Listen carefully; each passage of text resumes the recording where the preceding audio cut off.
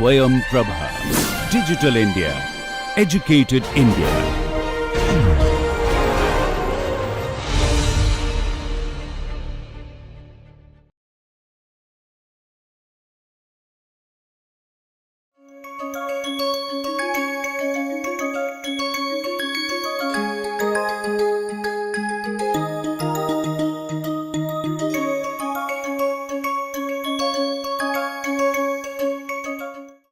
Hello everyone.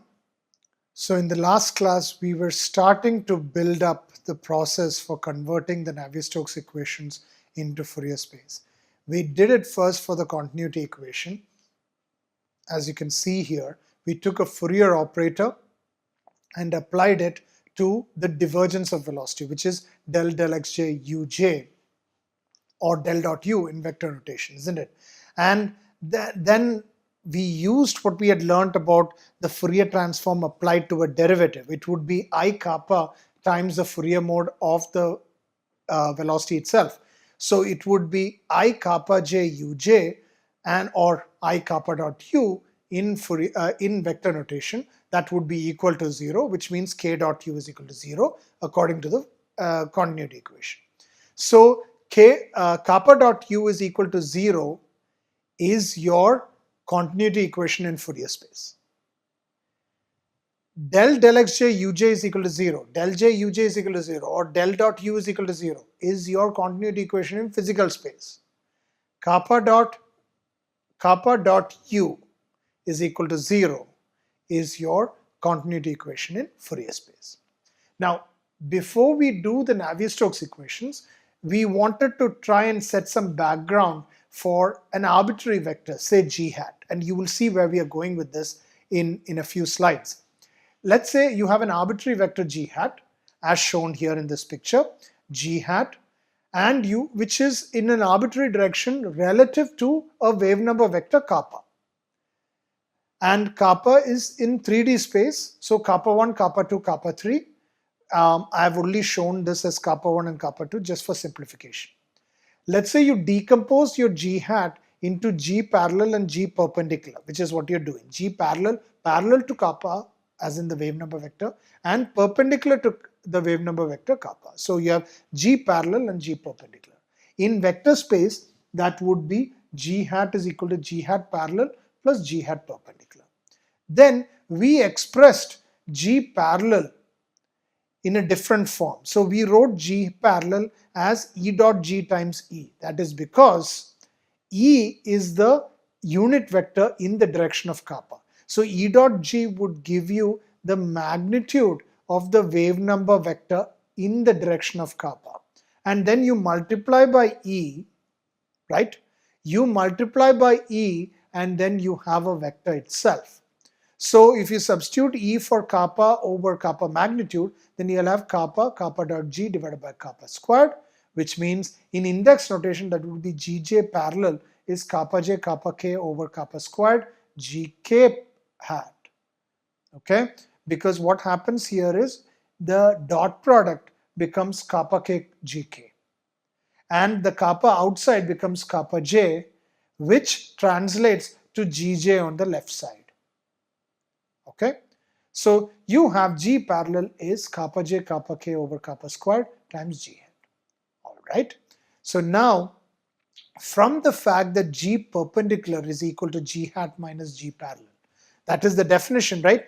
In vector space, g hat, we decompose it into a parallel component and a perpendicular component. So g hat is g parallel plus g perpendicular. So you would have g perpendicular is g minus g parallel. Fine. So g perpendicular is g hat. Instead of g parallel, I substitute this. I have kappa dot g over kappa squared. So essentially, if you use a definition of, say, a new tensor, let's call it pjk. If you use a definition of a tensor pjk, then you can write g perpendicular as pjk times g hat. Now what would be pjk? Pjk would be, in tensor notation, it would be delta jk minus kappa j kappa k over kappa squared. Where did I get that from? Remember, I have G perpendicular in vector notation, isn't it? In vector notations, sorry, in index notation, I'm sorry, is G perpendicular j is G hat j minus kappa j kappa k over kappa squared G hat k. G hat k, isn't it? This is what I have. And so, since I have j, j and k here, I can write this as pjk times g hat, where pjk is delta jk minus kappa j kappa k over kappa squared and multiplied by gk. So this gj became Kronecker delta jk. So I have delta jk minus kappa j kappa k over kappa squared gk. Here what happened is if j is equal to k, then delta becomes 1. If j is not equal to k, then it becomes 0. So that is essentially what will happen here. If you want to find it out for j, if j is equal to k, then all of this becomes j, and that is why you have a 1 for the Kronecker delta. If j is not equal to k, obviously this would become equal to 0. So then you have your G perpendicular is pjk times g hat, or pjk is delta jk minus kappa j kappa k over kappa squared. I hope this is clear. And this tensor is what we call the projection tensor. Because what is it doing? Think about it. You have transformed this vector into the perpendicular vector. You have transformed g hat, an arbitrary vector, into its perpendicular form. So essentially, the projection tensor is determines basically the projection tensor determines G perpendicular to be the projection of G onto a plane that is normal to kappa. Okay, so onto a plane that is perpendicular to kappa.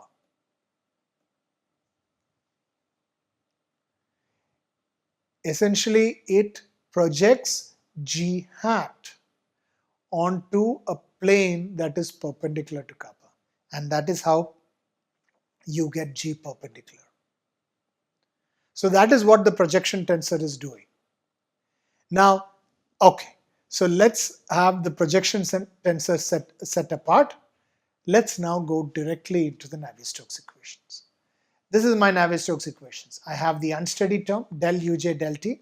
Then I have the nonlinear term del xk of uj uk. You will notice that I wrote it slightly differently. Instead of writing it as uk times del uj del xk, I wrote it as, which is the same as del xk of uj uk. This is because since del uk del xk is equal to 0 according to the continuity equation. So these two turns out to be the same. You can, if you apply the chain rule on the right hand side, you will get two terms. Only one of them will remain. The other term will go to 0 because of the continuity equation. So I will write del xk as uj uk. Now, the reason I am doing this, I'm writing the Navier-Stokes equations in this form, is because I want to take a Fourier transform of a derivative rather than some function multiplied by a derivative. I want to take a Fourier transform of a derivative, and so that is why I wrote it in this form. It's the same, del xk of uj uk. Okay, so that's a nonlinear term. Then you have your viscous term, which is nu del squared uj del xk, and then you have your pressure gradient term, which is minus 1 over rho del P del xj. Now what happens? If you take the Fourier transform of the time derivative, take the Fourier transform of the time derivative. So fk, right? Fk del t uj, del uj del t. And like any derivative, and since it is a time derivative, what you can do is you can switch the Fourier transform and the time derivative. So you can take the time derivative of the Fourier transform because both are independent of each other. So you can take the time derivative of the Fourier mode.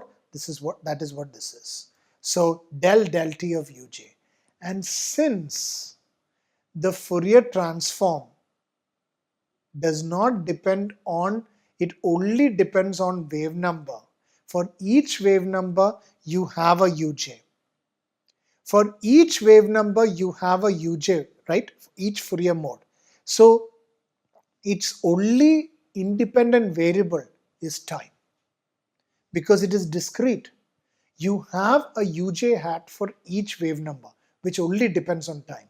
That is why this became like a total derivative and not a partial derivative. What you had as a partial derivative, del t of uj, now became d dt of uj hat. Because what you do is you have a uj hat which is a Fourier mode at each wave number kappa. So its only dependency is on time. That is how it became a total derivative. So already you have seen that we are going to be converting a partial differential equation into an ordinary differential equation because we are now writing the time derivative as del t of uj. Obviously, we have to look at the other terms as well, but this is sort of the starting point. Del d dt of uj hat.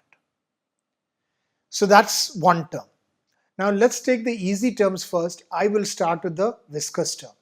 The viscous term, if I am taking a Fourier transform of a double derivative, fk of nu del squared uj del xk. So derivative twice, which means I multiply by the I kappa twice. So I will essentially have minus I kappa k and then minus I kappa k. Okay, isn't it? I would have, so here if I take a derivative of fk of del xj g of x, I'll have I kappa j. So there is no negative, I'm sorry. So let me just erase this, start again. So then I would have I kappa k uj, I kappa k and then multiplied by I kappa k again because it's a double derivative. I kappa k for first derivative and I kappa k for the second derivative and multiplied by uj hat. So I times I is I squared minus 1 and then I have kappa k which is kappa magnitude squared uj hat. That is what this is. And then I have the nu in there for kinematic viscosity. So the Fourier transform of the viscous term nu del squared uj del xk is just nu kappa squared uj hat. So that's again something very simple.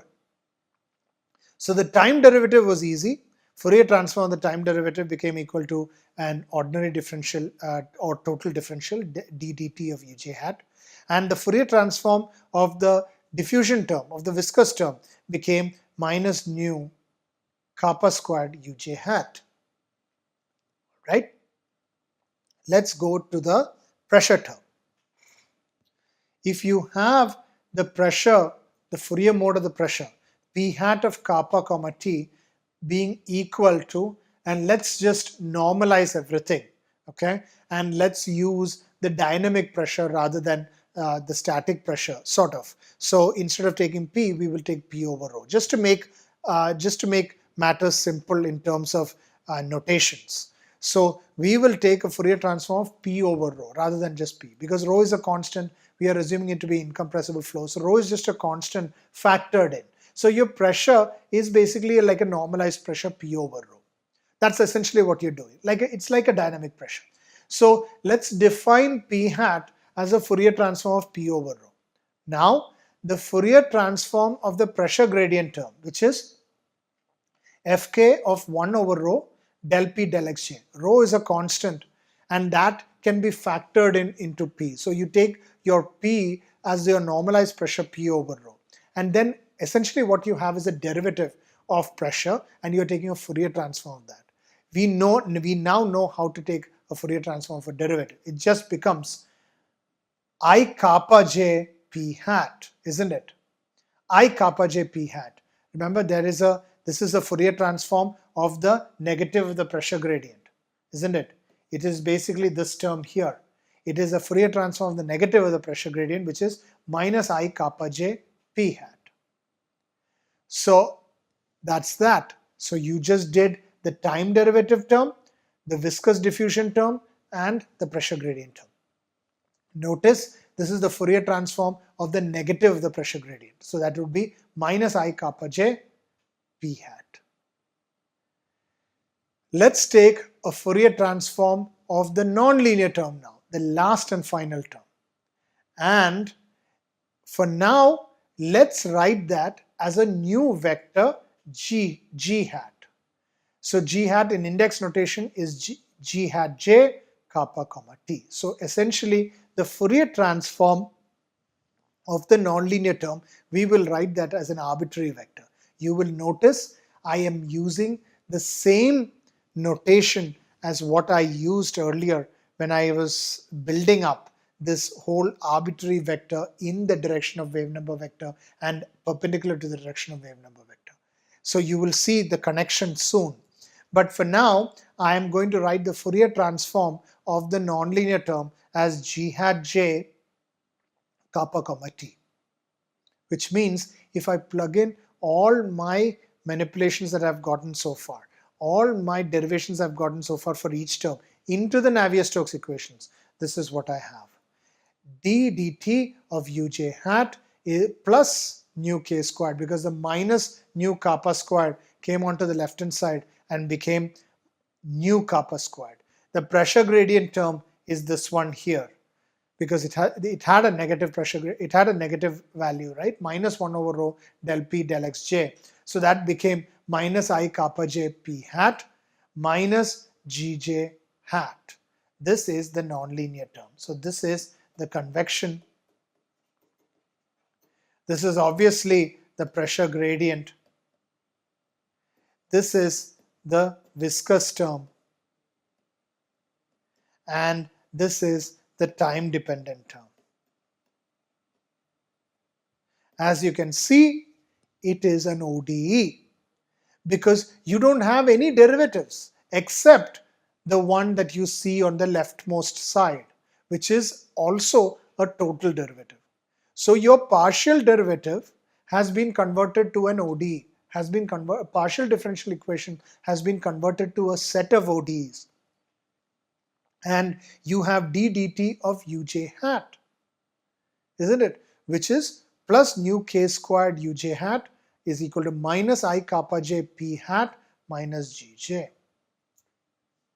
All of these terms here, the nu k squared uj hat, which is again analytical, it is just product, algebraic product, minus I kappa j p hat, again algebraic product.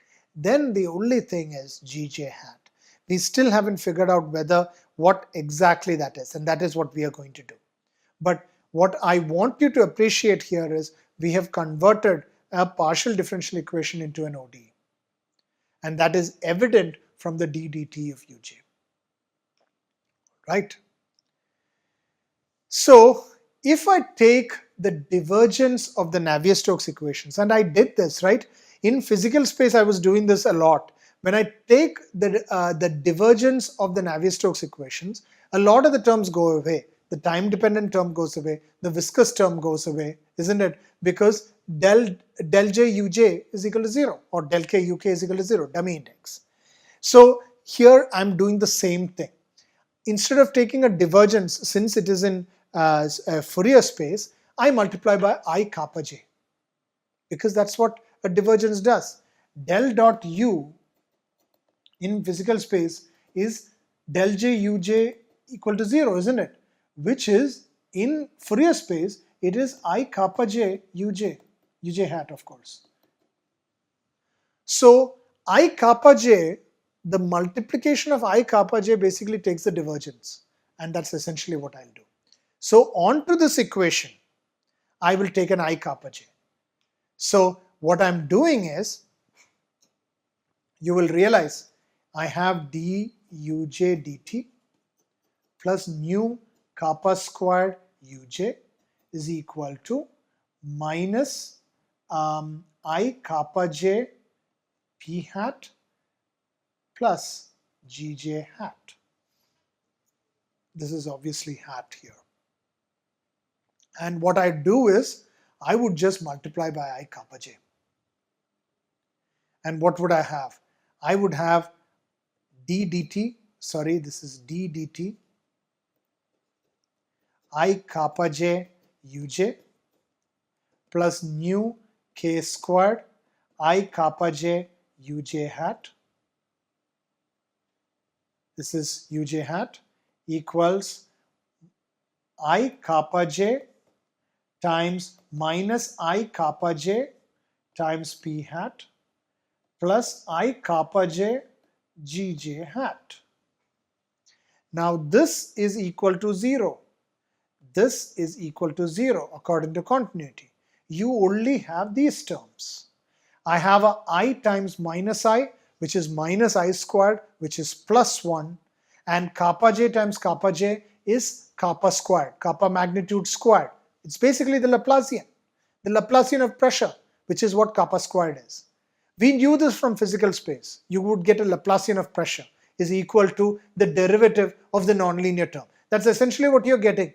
You are getting kappa squared p hat, which is Laplacian of pressure, is I kappa j g hat, which is the derivative of the nonlinear term. That is what you're getting. So kappa squared p hat is I kappa j gj hat, which is what I have. And like I said, the above equation, this equation here, is in wave number space the Fourier transform of the Poisson's equation. Because this is the Poisson's equation, right? Del squared p, as in minus del squared p, is del xj of del xk uj uk. This is the nonlinear term, the derivative of that. The Fourier transform of it would be equal to, this is the Laplacian of pressure and the Fourier transform of it. Isn't it? So if you take a Fourier transform of your Poisson's equation, you should get this. Kappa squared p hat is I kappa j gj hat. Now, if you solve for pressure from here, then your p hat is I kappa j gj hat divided by kappa squared. I kappa j gj hat divided by kappa squared. And then if I want to consider the pressure gradient term, it is minus I kappa j p hat, isn't it? It is minus I kappa j p hat here. It is minus I kappa j p hat. I'm sorry, I went too far. It is here. This is the pressure gradient term, minus I kappa j p hat. This is the pressure gradient term. So here what I would have is, going back, minus I kappa j p hat is the pressure gradient term. So I have minus I kappa j p hat would be this multiplied by minus I kappa j. This multiplied by minus I kappa j. So I have kappa j, kappa k, g hat k. What did I do? I have I kappa j, right, or minus I kappa j actually, times, then I have a I kappa j, and then I would, instead of writing this as, remember, kappa j gj in here is a dummy index. I have a J as a dummy index. So I could just switch the indices and write it as kappa K GK divided by kappa squared, which is what this here I'm doing. So I have kappa K GK, then I have the kappa J from this kappa J, and I have kappa K GK over kappa squared. This turns out to be the parallel component, which is GJ hat parallel. So essentially, the pressure term is balancing minus G parallel. The pressure term is balancing minus G parallel, as in the component of minus G hat in the direction of kappa. Right? The pressure term, because I wrote this as minus the pressure gradient, which is what the Navier-Stokes equations had. But the pressure gradient term is basically del P del X. So that del P del X is balancing minus G in the direction of kappa because it is a parallel direction. So what we have done here is we have now taken the time derivative term and the viscous diffusion term and the pressure gradient term. The time derivative term was easy. We just took a Fourier transform of the time derivative term. We got a total derivative of the total time derivative of the Fourier mode of Uj. Viscous term was also easy. We had to take a Fourier transform of a double derivative. So it became nu kappa squared. Nu kappa squared times the Fourier mode. And then the pressure gradient term was also relatively easy because we used the Poisson's equation to easily come up with an expression for P hat, which you could not do in physical space, by the way. So P hat is I kappa j gj over kappa squared. And then you write the pressure gradient as minus I kappa j P hat is kappa j kappa k over kappa squared gk. Remember, this became the dummy index. That's why you could just switch from j to k as you went from here to here. So you wrote it as kappa k gk, and then the kappa j is coming from this kappa j. So divided by kappa j. Now this turns out to be the parallel component of G. The parallel component of G. That is what the pressure gradient turns out to be. So that's what we mean by the pressure gradient term exactly balances minus G parallel and the component of minus G in the direction of kappa. In the next class, we will put this all into the Navier-Stokes equations and see what we get. That's it for this class. Thank you.